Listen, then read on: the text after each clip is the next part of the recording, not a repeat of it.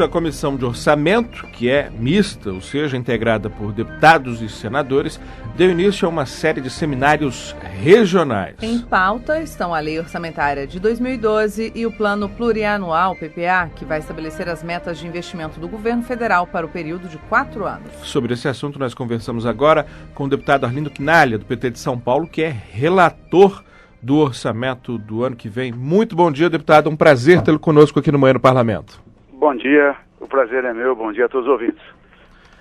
Deputado, esse não é um trabalho exatamente novo, mas que parece vem sendo aprofundado, radicalizado pela Comissão de Orçamento, que é uma construção mais colaborativa e levando em conta essa capilaridade que a Câmara tem, transformar essa capilaridade que a Câmara naturalmente tem numa vantagem para a construção do orçamento. Tem dado certo? A avaliação que o senhor faz é positiva? E quais são as perspectivas para esse ano nesse trabalho?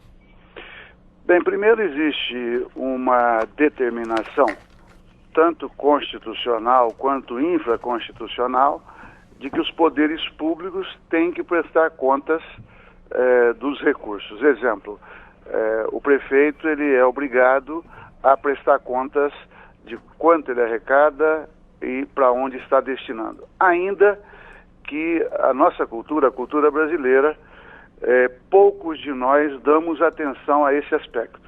Então é muito comum a pessoa reclamar, com razão, que não quer pagar impostos, mas é muito incomum a pessoa se preocupar e conseguir acompanhar a aplicação do recurso que ela paga na forma de impostos. Pois bem, então, quando nós fazemos audiências públicas, não dá para fazer em todos os estados.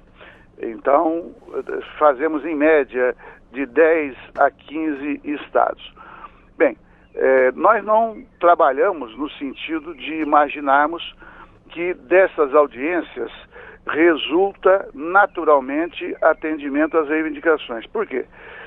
Quando se trata de orçamento, são várias reivindicações justas que vão da saúde, da educação, investimento em tecnologia, estrada, saneamento básico, geração de emprego, enfim, são demandas todas elas legítimas. Agora, eu tenho dito que o nosso papel é pegar essas demandas, selecioná-las para fazê-las caber dentro do orçamento. Ou seja, é o famoso cobertor curto. Entretanto, nós vivemos uma fase boa no Brasil e temos também que levar em conta uma brutal crise econômica que assola a Europa e os Estados Unidos. Então, o Brasil, e também na realização orçamentária, nós temos que ter uma cautela, porque todos estão acompanhando. Neste ano, o governo da presidente Dilma tem feito o chamado superávit primário, ou seja, tem feito economia para pagar as suas dívidas ou obrigações financeiras ou para manter as reservas cambiais, porque isso fortalece a economia e é uma ação preventiva.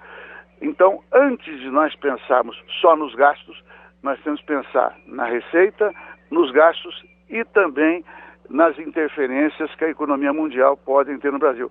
Então, quando nós abordamos vários aspectos numa audiência pública, além das reivindicações, nós explicamos o processo, como que se faz emendas ao orçamento, emendas ao PPA, e a gente, digamos, conhece mais o Brasil, e eu diria que talvez seja o saldo maior, é que com a cobertura da imprensa, com a participação das pessoas, e até agora as audiências têm sido muito bem frequentadas, tanto de qualidade quanto de quantidade, então acaba gerando uma cultura, e aí eu remeto para o início do que eu dizia e da sua pergunta, que o grande saldo é nós darmos a cultura nossa mesma, no sentido de nós controlarmos cada vez mais o uso do dinheiro público. Então não há controle maior do que a participação, o olho popular no que diz respeito ao dinheiro público. Deputado Quinalha, às vezes os grupos que mais participam desses seminários, às vezes não são os que mais contribuem. Eu gostaria que o senhor falasse quais as principais participações e como que a comissão faz para trazer essa participação popular ou da sociedade para contribuir. É verdade. Normalmente, quem participa e é bom que seja, normalmente nós fazemos audiência pública na Assembleia Legislativa do Estado. Então é natural que os deputados estaduais, muitas vezes vereadores da capital, algumas vezes o governador e prefeitos, enfim. Então é comum haver a participação de outros agentes públicos, mas também a participação de lideranças. Então, liderança estudantil, liderança indígena, liderança comunitária, pessoas, por exemplo, em Salvador, que coordena creches e por aí vai. Então, normalmente a participação é de pessoas que têm um grau de informação a respeito do tema suficiente para que ela se mobilize, se interesse e participe. Então não podemos dizer que é uma ampla participação popular. Por isso que nós também, né, aprendemos nesse processo. A minha percepção é essa, que eu repito, acho que é importante que a gente consiga despertar, né, essa consciência, digamos, que está latente em todo mundo, mas que ao invés da pessoa apenas ficar vendo pela televisão, ouvindo, etc., o noticiário, muitas vezes se indignando, a pessoa acompanha, porque aí ela vai votar melhor, ela vai pressionar, ela vai exigir mais seus direitos. Então, com referência a quem mais paga impostos do Brasil, quem mais paga impostos do Brasil são os pobres, porque a maior taxação de impostos do Brasil se dá de forma direta, ou seja, quando uma pessoa que mora numa favela, por exemplo, ela compra uma caixa de fósforo, ali está embutido no preço todos os impostos.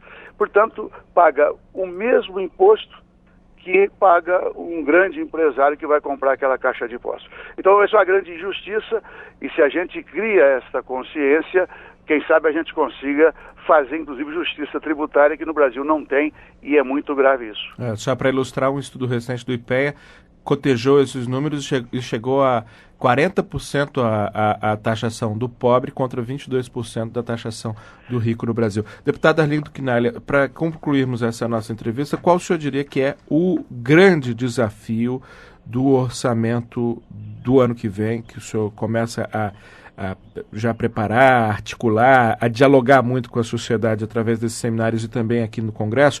São as pressões por aumento no funcionalismo, quando a perspectiva do governo é de redução de gastos, pelo menos nesse primeiro momento de turbulência da crise?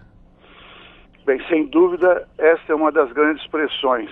Mas eu prefiro dizer que o grande desafio é nós produzirmos um orçamento equilibrado que faça com que o Brasil continue gerando empregos, de preferência que a gente mantenha o Brasil imune da crise. Se a crise chegar ao Brasil, que o orçamento contribua para que o país não sofra tanto. E, é claro, com as várias demandas, então Lei Candir, saúde, agricultura, funcionalismo, o noticiário fala muito do judiciário, mas o legislativo também não tem um centavo previsto para reajuste, do próprio executivo de mais de 200 bilhões, que é a folha de pagamento, tem apenas 1 bilhão e 600 milhões, que é principalmente para nomeação de professores em universidades, ou seja, as pressões e as demandas serão muitas. Qual é a minha atitude? Um diálogo permanente, e não posso prometer aquilo que nós entendemos que não vai ser possível, e procurar construir soluções, se não de curto prazo, pelo menos de médio prazo. Perfeito. Nós conversamos com o deputado Arlindo Quinalha, do PT de São Paulo, que é o relator do orçamento, tem essa enorme missão, um pouco de dor de cabeça também, não é, deputado? Agradecemos muito a sua participação aqui no Manhã no Parlamento. Obrigado, um abraço a todos.